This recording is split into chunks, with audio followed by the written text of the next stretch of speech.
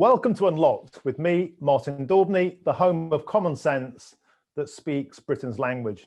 From concerns around the COVID vaccine to modern day slavery, we pride ourselves on being the home of fearless debate. Today's topic is one of the most challenging of all, Islamist extremism. In the last 3 months alone, Europe has fallen victim to 5 Islamist terrorist attacks, which have killed 9 and wounded 25. In Paris, Samuel Paty was beheaded for teaching freedom of expression. In Nice, 3 Christians were murdered in a church. Days later, in Vienna, a gunman massacred 4 and wounded 22. President Macron of France and Chancellor Kurz of Austria are united in recognizing and labeling this terror as Islamist extremism. The UK is not immune. In June this year, 3 were murdered by an Islamist terrorist in Reading. Last week was the first anniversary of the 2019 London Bridge attack. In 2018, 8 were murdered by terrorists at Borough Market. In 2017, 22 were massacred by a suicide bomber at the Manchester Arena. Islamist terror remains the UK's greatest security threat. Counter-terror police are reported to be overseeing 800 live investigations at any one time. There are 40,000 extremist sympathisers on MI5's watch list, and 25 terror plots have been broken up by the security services in the past 3 years, and they're just the ones that we know about. At the weekend, former Home Secretary Sajid Javid called for a national conversation on ways to combat the virus that is Islamist separatism. That is our task on Unlocked today. To help us, we have a panel with vast knowledge of Islamist extremism. Ed Husain, Nick Timothy, CBE, and Professor Ian Acheson. So gentlemen, before we move to my questions, would you please mind telling us a bit about yourselves and your expertise in this field, starting, if I could, with Ed. Martin, thank you. Thank you for hosting us. It's a great honor to be here, both with Nick and with Ian. I help co-found a think tank called Quilliam. I've written a couple of books on the subject. I advised former Prime Minister Tony Blair on this and worked with the Council on Foreign Relations in New York and Washington, DC, focused on US foreign policy on and around the theme of national security. Okay, and next, Nick Timothy. Thanks, and thanks for having me on. Well, these days I'm a columnist at the Daily Telegraph, and I'm co-chair of a company called Mercury. But in my past life, I spent 5 years working in the Home Office, where the Home Office obviously responsible for criminal justice and counter-terrorism policy. I worked on the big review of the Prevent strategy to make sure it focuses on the ideology behind the threat and non-violence extremism, as well as just violence. And I was Chief of Staff in Downing Street during the sad period where we had the Westminster, London Bridge and Manchester attacks. Okay, and finally, Ian Acheson. Thanks very much, Martin, and thanks for having me on. I'm in very august company here.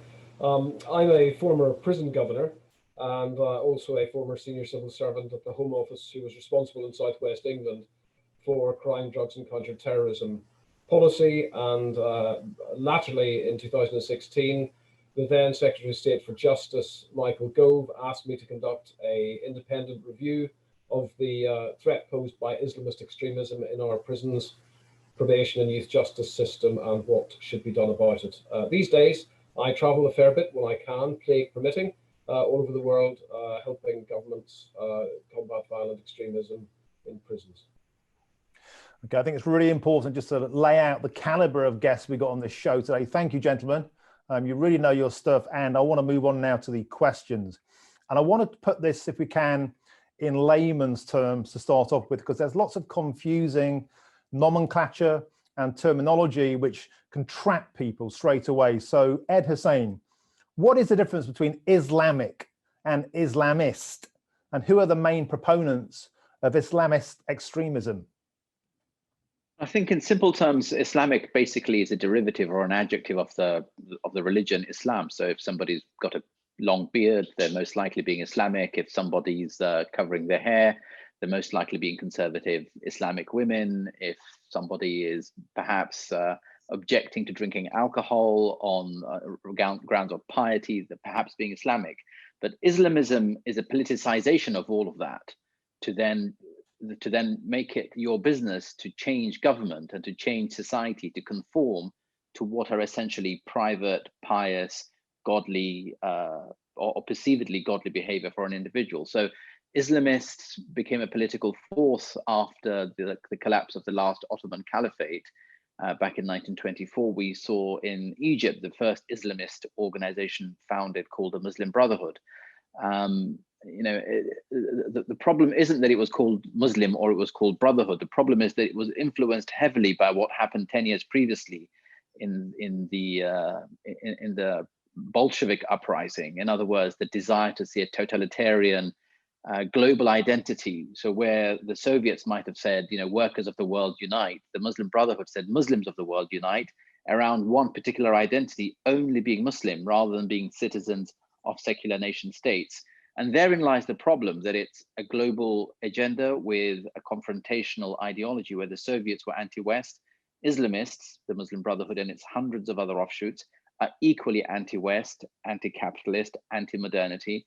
And I think therein lies the big difference. Someone can be fully pious and be a citizen of a secular state without wishing to impose it and change society to conform to that extremist, confrontational, them and us narrative that Islamists advocate and wish to change. First and foremost, I think Muslim majority countries, but they wish to do that by causing havoc here in the West. And the reason why we're all obsessed with it is because they threaten Western values. They stand diametrically opposed to the values in which this part of the world rightly is built. Okay, so how much of an issue, or how much of a genuine threat would you say Islamist separatism and extremism is to the UK? Islamist extremism is a huge issue to this country because it's a long-term and growing threat. Now, Nick, Ian, and I have been talking about this over the years, and I think we're all in agreement that it's a growing threat, and it's a threat in various northern towns. It's a threat in East London. It's a threat in parts of government. It's a threat in parts of the media, but it gets crowded out by climate change, Brexit, and other domestic issues, understandably. But I think we'd be naive if we ignore this threat for the following reasons. Firstly, it's not a threat that operates on its own. It's a threat that benefits from far left extremism that equally hates the West, equally hates capitalism, equally hates British history.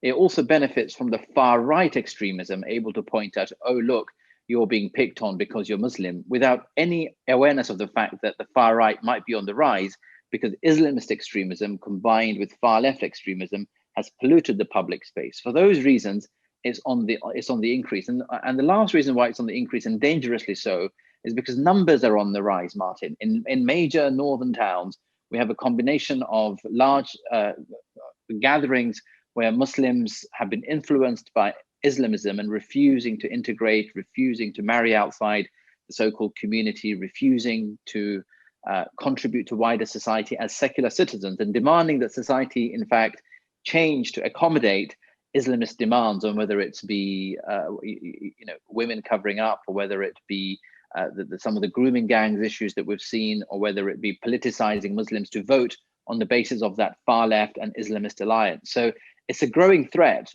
and it's something I think that we ought to turn serious attention to in the coming months and years. Okay, so in a nutshell, what is their agenda and what are they trying to achieve?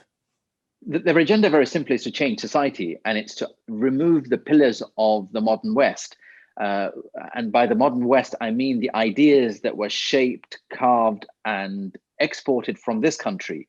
The big ideas, be it the rule of law, be it liberty, be it reason, be it individualism, be it the conserving of institutions and ideas that came from this country, from the Magna Carta, from to John Locke, to Edmund Burke, those big ideas that shaped the modern world through America, Canada, New Zealand, Australia, and I'd add, India, Nigeria, every country that has the common law tradition. They see that as man-made law. That's got to go, and their interpretation of Sharia has got to be imposed. They see, the Queen. They see the British Army. They see British foreign policy. They see secular society. They see the freedom of women. All of this to be a threat to their aspiration of a utopian Islamist society. Now, anyone who thinks I'm over-egging the pudding here, we've been saying this for 10, 15 years now, and you only have to look at what ISIS did. It called itself the Islamic State. And we're 3 years after the decline of the Islamic State, and yet there's again a new utopia, as if no, we need a true Islamic State. And this is something else they share with the far left, is that no communist or socialist state is truly communist or socialist. There's always a desire for the true state to come about. So that's what they support, that's what they want, and therefore we saw hundreds of people leaving from this country and joining ISIS, similarly in France and Europe. And I think the threat isn't just from Islamist extremism. I mean, if I may, I also think the threat comes from our inability to assert who we are. And my late great teacher, Sir Roger Scruton, often spoke about the culture of repudiation, where we repudiate our own history. And I say this as someone who has an Indian Muslim, Arab Muslim heritage, that millions of Muslims from those parts of the world stood shoulder to shoulder in the ditches, in the trenches, and fought side by side with Britain. And we have an equal claim to that heritage of freedom, and we shouldn't let Islamists or the far left or the far right remove this political consensus and this fragility that we have as civilization. So for as long as we have people in the British media or the British political campuses or British government that are afraid of asserting who we are as our modern, small c conservative identity based on the values that form civilization, I'm afraid we've faced that triple threat constantly in our midst. When you lay out those threats and those demands, I mean, it sounds like something that should be resisted. Yet, when President Macron has gotten a front foot recently, his uncompromising approach has been heavily criticised. Now, why is his approach so controversial? Well, I don't think it's controversial. I think he's Johnny come lately in many ways. This has been a burning issue at least since 9/11, if not earlier. In the case of France, at least 10 years before that, 1991 onwards with the civil war in Algeria. So France and many Muslims in France who have an Algerian heritage have seen this up close and personal. It's taken the French state 30 years to wake up to it. And the fact that it's considered to be controversial is the problem. And this is not controversial. He's stating common sense responses in terms of asserting secular values and asserting the secular state, asserting liberalism in the French understanding, asserting the fact that Muslims who are in France must be French and citizens first and foremost, not upholding imagined communities with imagined grievances. All of those are welcome interventions, and identifying Islamist influenced mosques, shutting those down, confiscating charities. I mean, where France is heading is where we will eventually head. It's a question of time. So there's nothing controversial here in terms of what Macron is doing. And what's reassuring, I think, is that we've seen several Muslim governments, some of them in private, some of them in public, supporting what Macron is saying. And yes, we've had some who are opposing him. And I think that's the forthcoming battle lines as to whether we stand on the side of civilization or whether we stand on the side of people who want to take us back to an imagined age of barbarity. Okay, when you say it's not controversial, but it is being made controversial. I mean, who is doing that and why? Two groups of people broadly. One, governments in the Muslim world who wish to bring back blasphemy laws. And people watching this might say, oh, what's wrong with blasphemy laws? I mean, I'll tell you what's wrong with blasphemy laws. They stop freedom of speech, that you can't express denigration of any of the prophets or any of the holy figures. Now, as a believer, I might find it offensive to hear Moses, Jesus, or Muhammad insulted, but that's the freedom of those who don't believe. And equally, when I praise Muhammad or Moses or Jesus or God, those who don't believe may find that offensive. The fact that Muslims are free to be believers in the West comes from that very same freedom. To believe and to blaspheme is the same freedom that can't be undone. Now, to say that somehow has become controversial. For Macron to assert that very basic freedom has somehow become controversial. It's not. The people who think it's controversial are often the two categories of people I've identified and their sympathizers. One, Islamist extremists, two, far left extremists, and three, those who wish to calibrate both of those camps and not offend either of those two camps. To them, it's offensive and controversial. The Prime Minister of Pakistan is pandering to that Islamist camp in order to stay in office. So he finds it controversial. Now, I should also be a little more critical here, I think, of fellow Muslims, in that, we have got to get over that old sense of we can't offend religious figures. There's a reason why there are 30 million Muslims in the West now, because the West had something called the Enlightenment and accepted that in the public sphere, we are all equal citizens with a secular contract. Now Muslims can't now arrive on these shores and say, no, we can't have that contract, having crossed the bridge of a secular contract, and say, we now need to make that contract religious, in that, Salman Rushdie must be killed for writing offensive, blasphemous material. Charlie Hebdo cartoon, cartoon drawers or artists must be killed. I mean, this is where this mindset ends, and therefore what Macron is saying isn't controversial. Those who think it is controversial are indeed those who are part of the problem. A superb contribution, Ed. Please stick around. I want to move on now, if I could, to Nick Timothy. Let's go straight in, Nick. So we've heard that Macron's approach isn't controversial. We've heard it's sensible and progressive. Should the UK be supporting Macron? Yeah, absolutely. I mean, I think what Ed just said is right. In many ways, the French debate is similar to the debate that's taken place in this country. In some respects, we are probably further advanced with the problem than France. In other respects, France are further ahead of us, I think. When I was working in the Home Office, we grappled with this quite often. And I think, we concluded that there'd been far too much sort of passivity in response to this problem. So firstly, there was a kind of tactical approach, which said the state doesn't really mind non-violent extremists espousing their views, radicalizing people behind closed doors. They were all legitimate views so long as people didn't strap on bombs. Now, of course, I've never heard of a violent extremist who wasn't at first a non-violent extremist. There is a clear relationship between those beliefs and the violence. And so the ideology has to be tackled head on. But it has to be tackled head on for another reason too, which is, even if it doesn't turn to violence, this is a deeply regressive social force that undermines a sense of community. It undermines a sense of society, national identity, and kind of, coherence and solidarity. And I think the other thing we concluded, which I think Ed touched on, was we'd left this kind of contested space to be defined by the extremists for too long. So if you leave that space available to the extremists, then the extremists are more than capable of saying to the Muslim population, the state, society, the media, all of these institutions are out to get you because you're Muslims. Whereas actually, if the state says, we're going to draw the line, this is a them and an us situation. But the us of that divide is anybody who believes in a pluralistic society where, yes, everybody respects your right to practice your faith, but yes, you have to respect other people's right to be gay or to live liberally or whatever. But anybody who rejects that fundamental premise is the them, and we'll push them onto the wrong side of the line.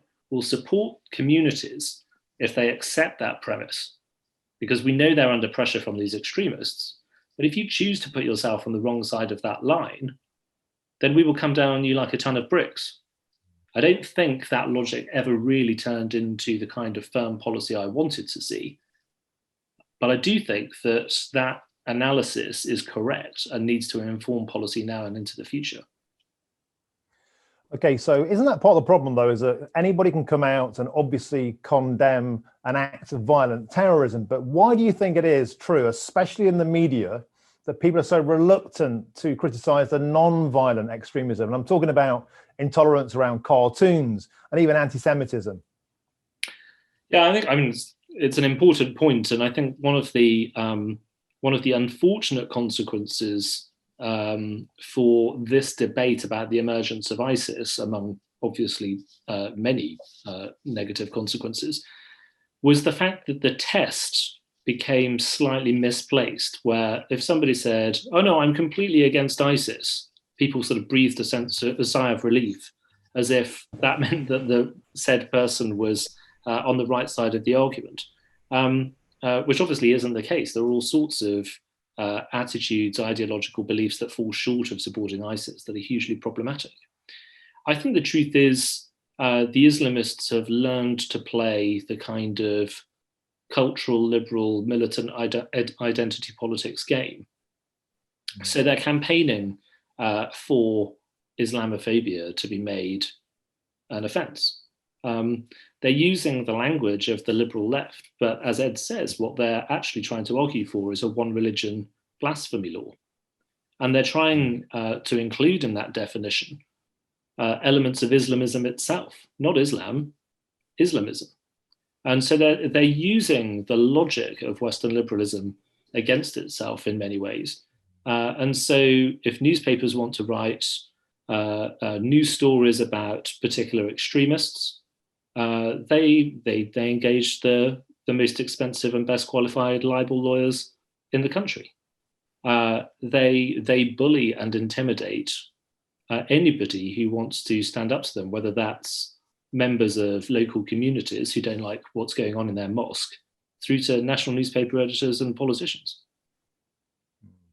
Okay, so you've talked about campaigning for changes in the law, for example, around blasphemy, but how else do UK Islamist movements seek to undermine the UK government's action? Well, they do it in all sorts of ways. I mean, I think one of the most problematic things is that there is a pretty systematic policy of entryism and disguise through all sorts of different front organisations and related individuals. And so if you're a local member of parliament, for example, you might find yourself sharing a stage with, shaking hands with, accepting awards from people who you have no idea actually stand for something pretty nefarious within a particular community. Those photographs, that engagement is then taken as an endorsement by those extremists to others. And so they're able to develop this sort of sense that they have power, that they have legitimacy, and that they are accepted by the state.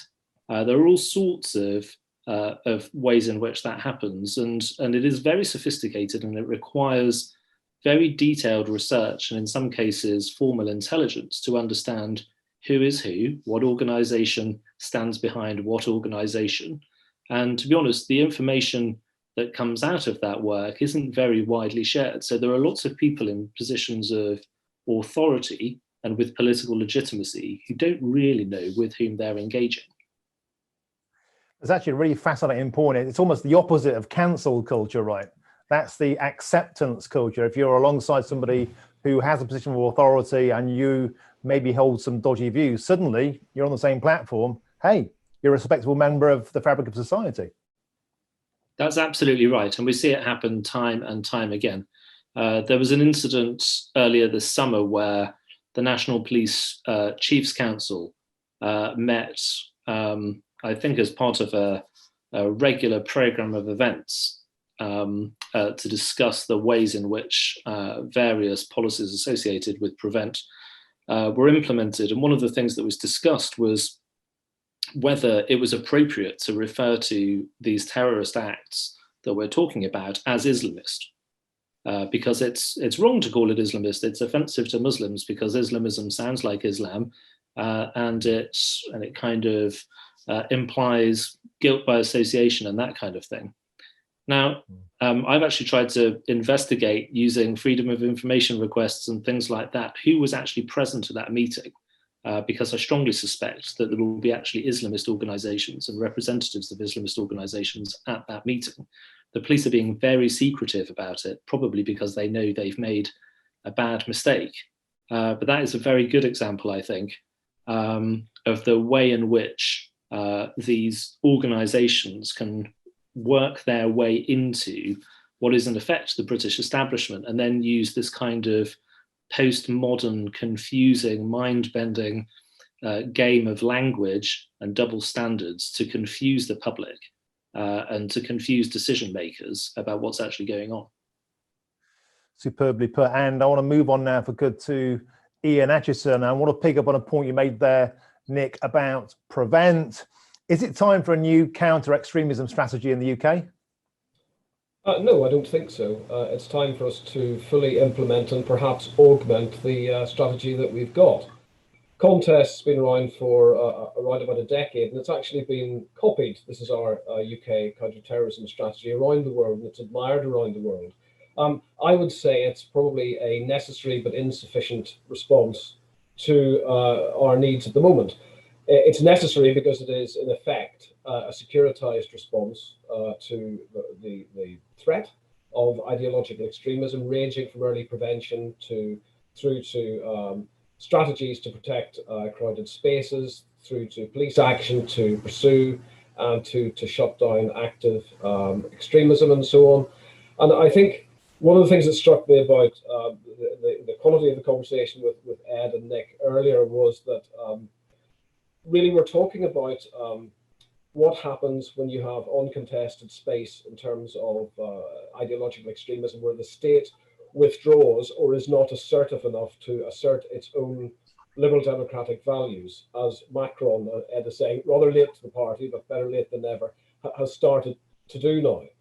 And I think that's the missing part of our counter-terrorism strategy, and it's not a securitized response.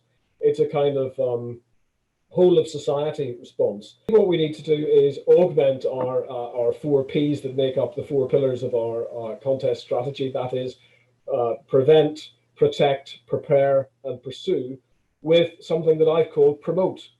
And that is a nationwide attempt to identify and celebrate and talk about the British values that make this country worth living in for all of its citizens. And where we've tried to do that before, I think it's been in a very supine, and if I may say so as a Northern Irishman, a very British way that's slightly embarrassed. And I would use an example to characterize that when I talked during my 2016 review into Islamist extremism in the prison probation and youth justice system with a very senior person in the prison services hierarchy, and simply asked the question, what are you doing to promote British values inside prisons, as in fact you're required to do so by law, by something called the prevent duty. And this individual sort of stood back and looked very uncomfortable and said, Ian, I'm not very comfortable with that. Could we call it European values? And it really doesn't matter what label we give to this name.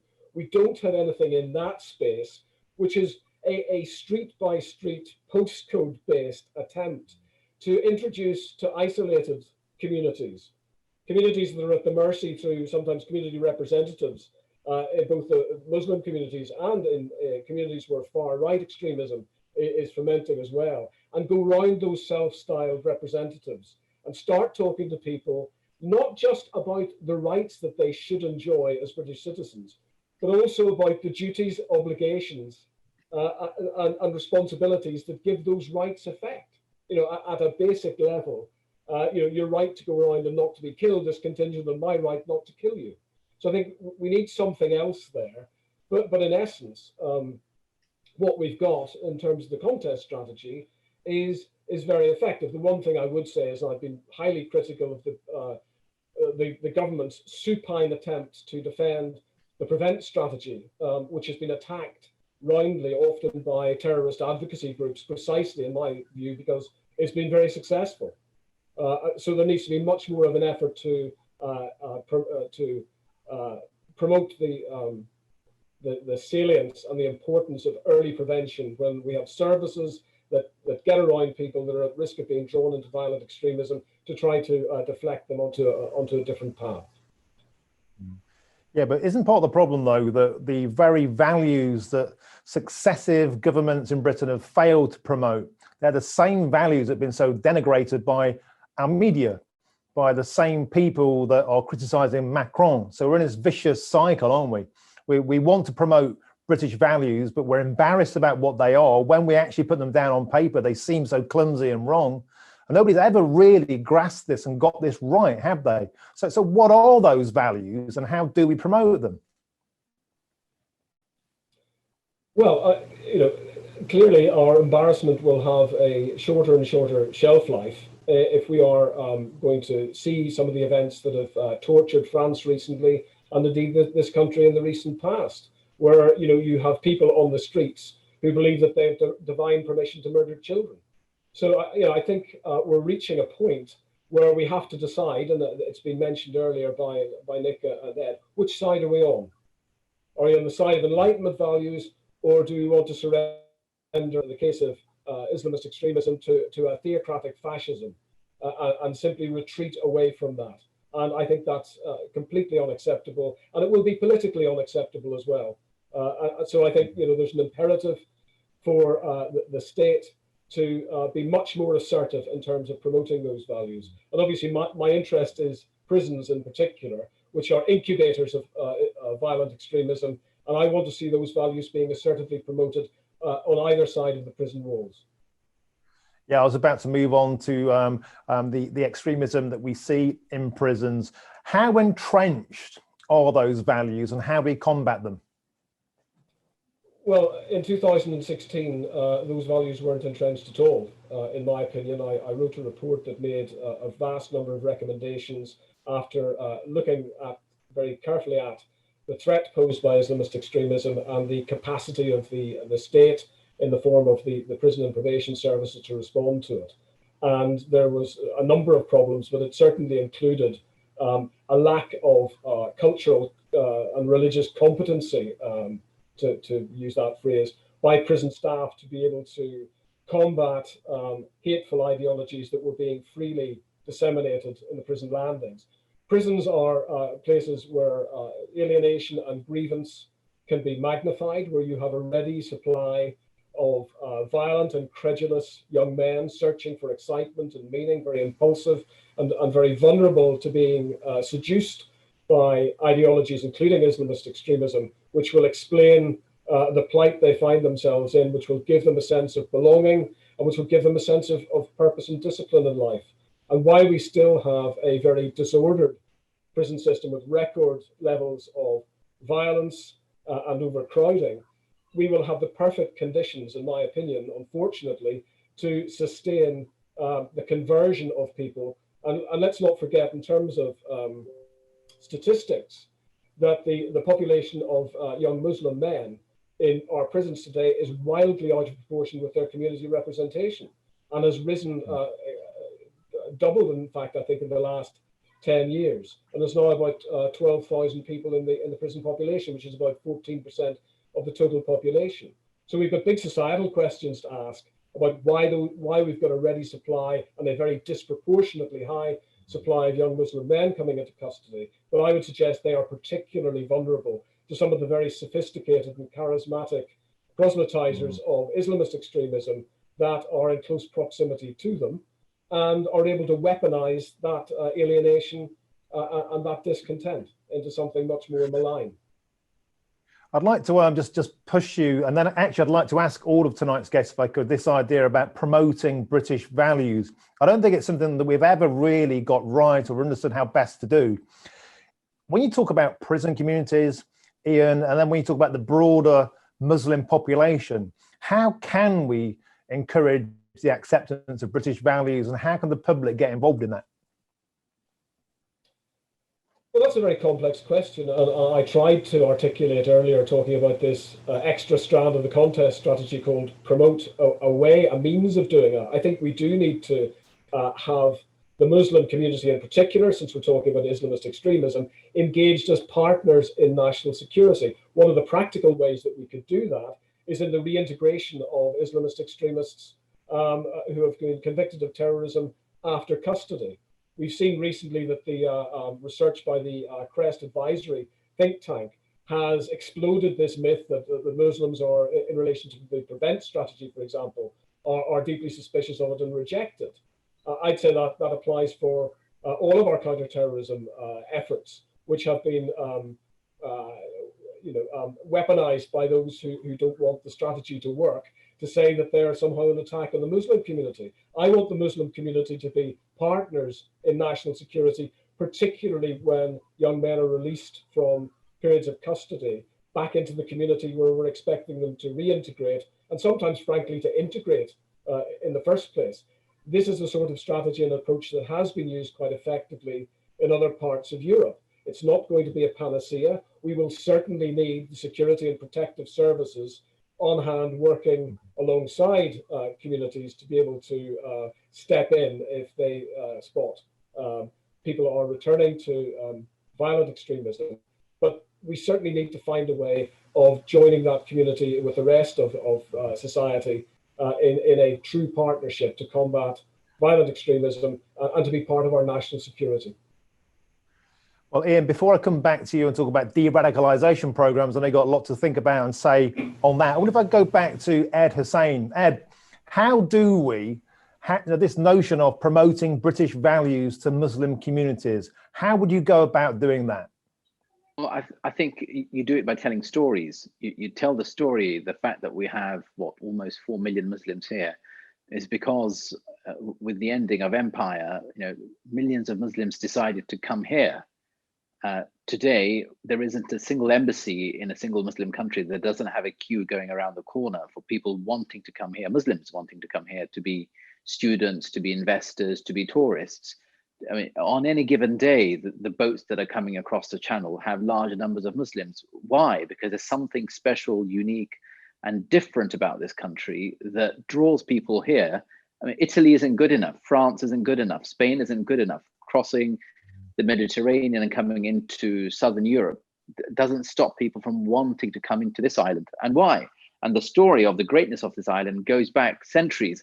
And whether it's in our schools or whether it's in the media space, there's an urgent need to stop pissing on the history of this great country and start to celebrate it by talking about whether it's the days of Magna Carta or before that, all the way down to Queen Victoria and her extended relationship via Disraeli into the empire, or whether it's Queen Elizabeth the First and her relations with the Ottomans and the Persians and the Maghrebi Empire that was really the first Brexit. When the Spaniards and others tried to contain this country, it was through opening up new channels that this country thrived.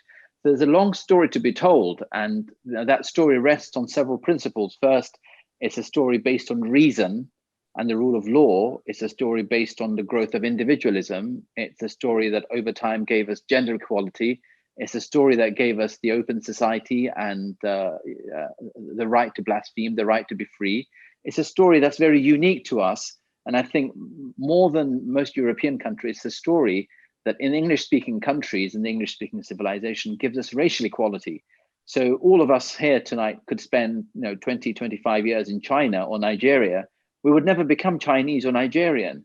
But you can spend time here, embrace and accept those values, and become British or Canadian or American, because it's a values-based civilization going back to ancient Rome. I think in the year 212, the Roman Emperor Caligula gave citizenship to I think 3 or 4 million people based on the embrace of ideas. Now, when that collapses, civilization collapses. And that's why this is important, that we've got to tell the story, and we've got to make and remind Muslims that, our grandfathers came here because they loved this country.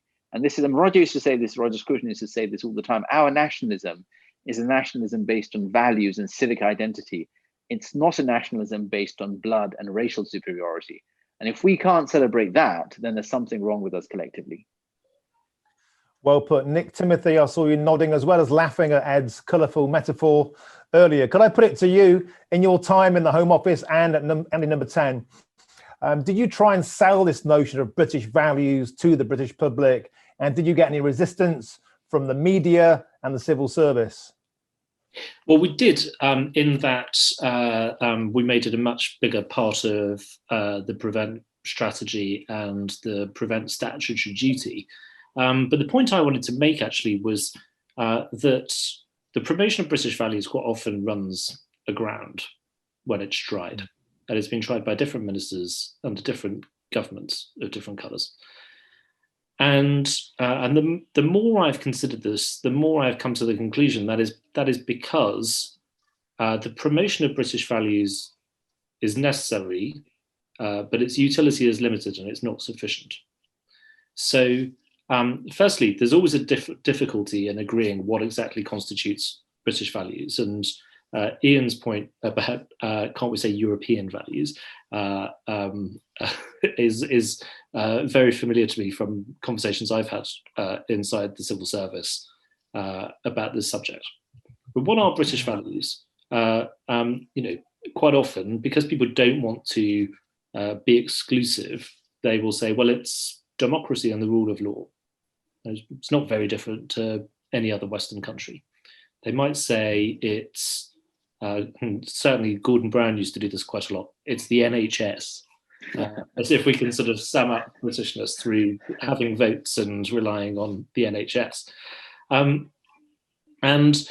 actually, one of the most important, I think, British values is the commitment to pluralism, precisely because it recognises that values and interests are always in conflict with one another. My right to security might affect your right to privacy, for example, and the balance between those rights will vary according to the time. So, at a time of war or a significant terrorism threat, you might judge the balance differently. At a time of new technologies with reliance on sort of massive bulk data and the capability of analyzing that through artificial intelligence, it changes again. So I think we have to be clear about pluralism being a really important British value. I think we have to be clear about certain values just not being acceptable in our country. And that's a very difficult thing for politicians to do.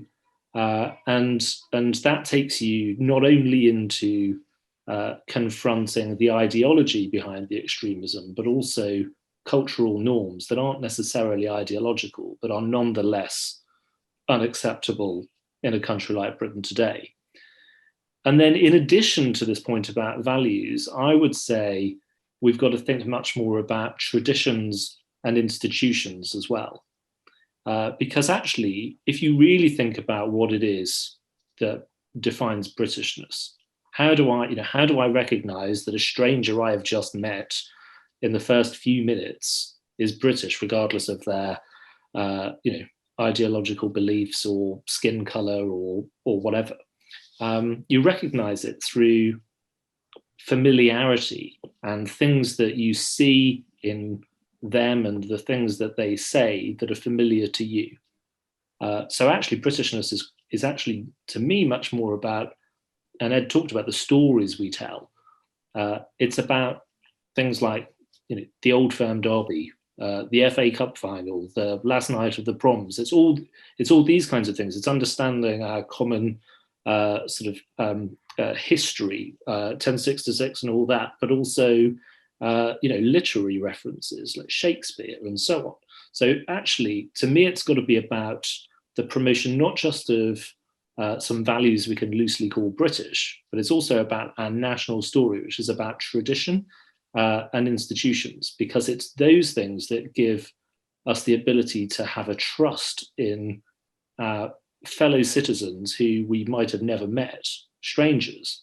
And that trust is what then leads us to have a reasonable expectation of reciprocity and fair play, and a support for a solidarity that gives us the support to make sacrifices for one another and to be patient with one another. And so I've probably put that in quite a cute way. It probably sounds a little bit naff, but actually these things, it is about the loss of trust and the sense of us becoming strangers to one another that allows this kind of extremism to flourish. Very statesmanlike and very eloquently put. I don't think it was fluffy at all. It was superb. I want to quickly cut back to you, Ian, if I could, and ask you about de-radicalization programs. We've seen them going on for a long time in prisons. We've seen Islamist terrorists coming out and committing atrocities. Do they work? Is there any point in them? Well, I think it's pretty clear from the evidence that we have with Usman Khan and the terrorist attack that took place inside Whiteborough Prison in January of this year that what programs we have are in serious need of an overhaul. We don't have many programs available at the moment inside prisons. They are fairly crude, they are pretty generic. The main program that Can attended and graduated from was called the Healthy Identity Intervention, which is effectively a kind of psychosocial one-to-one intervention that is administered by somebody who's probably a moral universe away from the subject. And I was very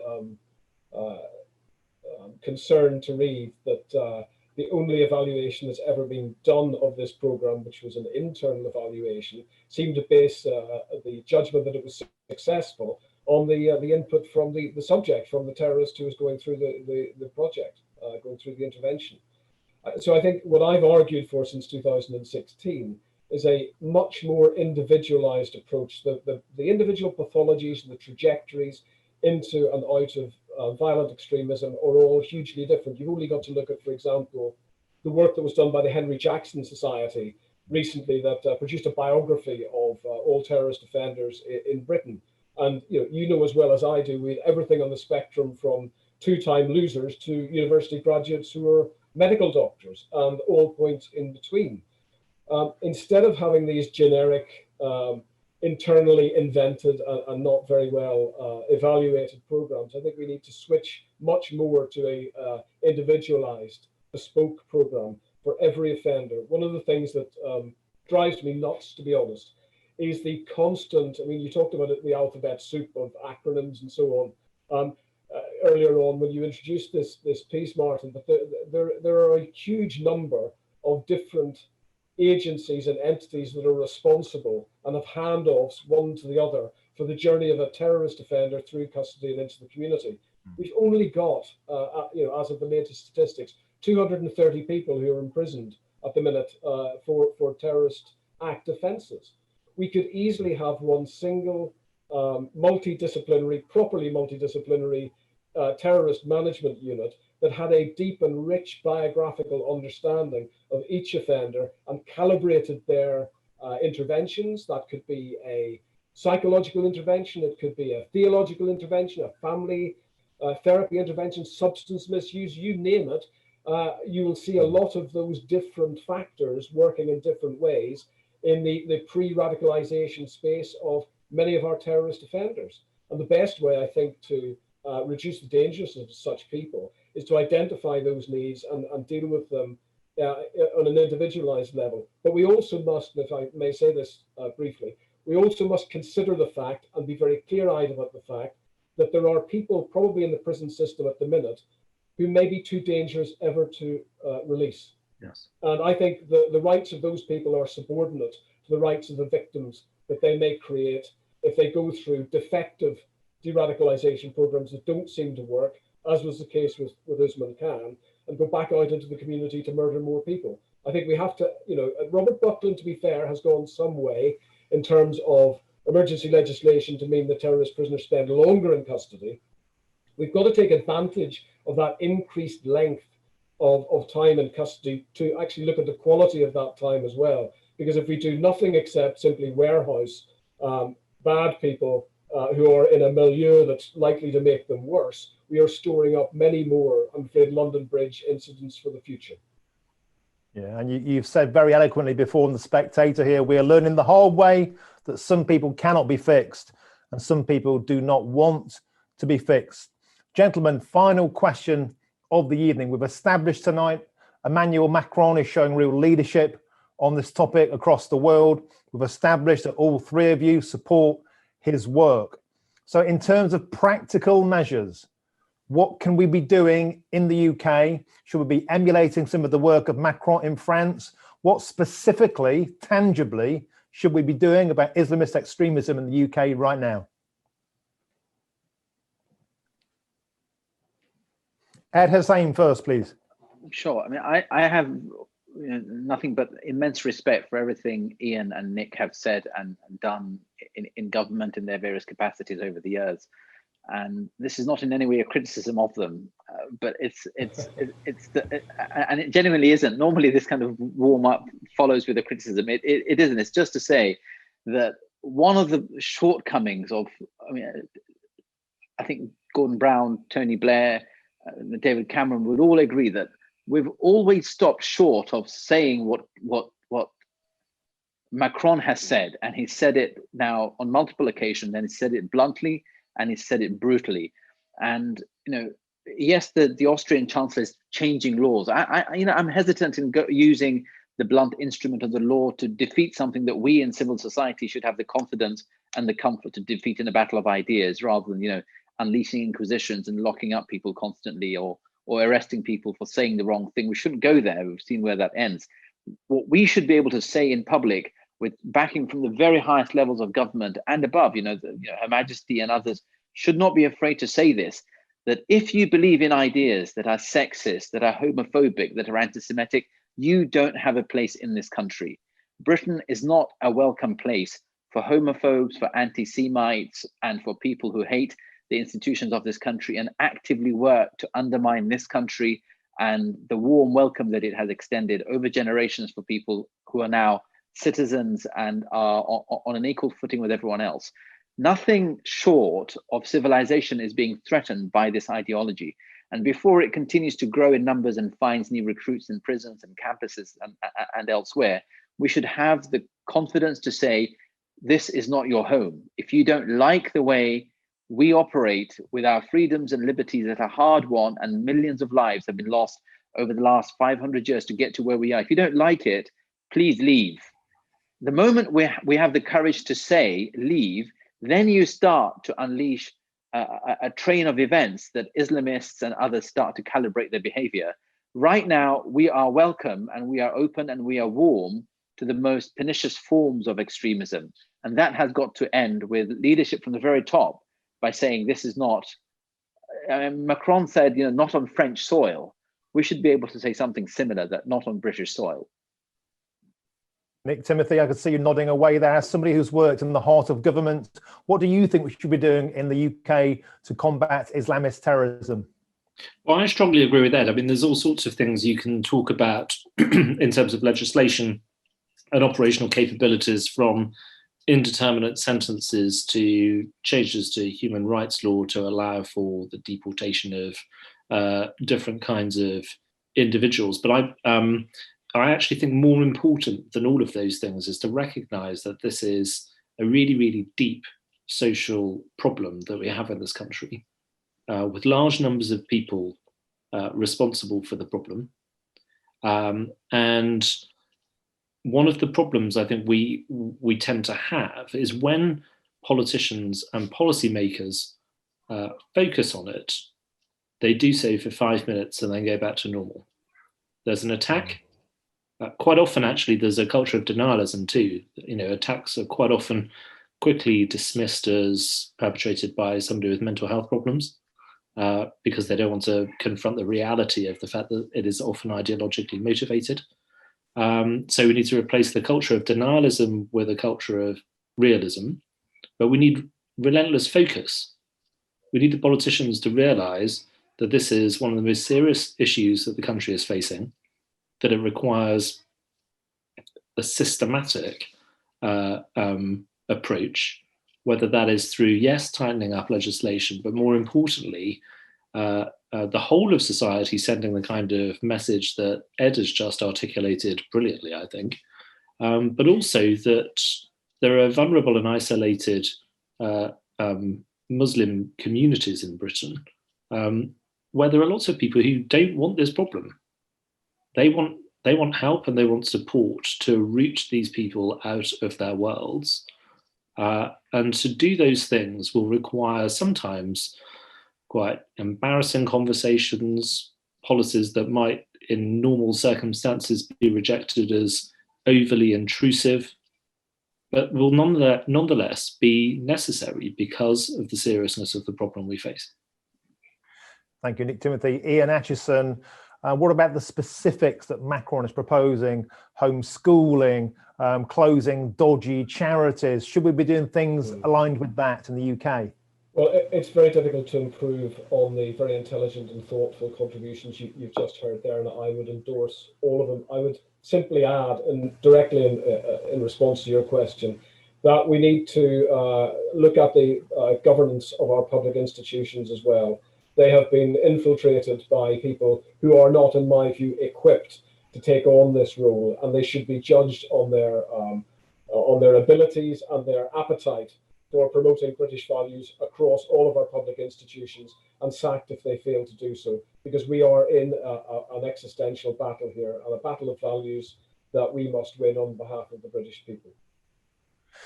Well, gentlemen, it's been a fascinating, measured and calm debate, and I'm getting a message from my boss here, and it's this: will you please come back on the show again and answer more questions, perhaps next time from Unlocked users, because when this goes out, they will be absolutely firing the questions left, right and centre. I'm also keen to hear from Unlocked users out there. What are British values? I mean, we've had this conversation now for years and years and years, and when we put them forward, they seem to be ridiculed. How do we promote them in a calm and measured way? So, guys, thanks for being guests on Unlocked tonight. Ed, Husain, Ian Acheson, Nick, Timothy, thanks for your time. Please come back on again. It's been a really interesting conversation. So thanks for being on Unlocked, and we'll see you again next time. Thank you.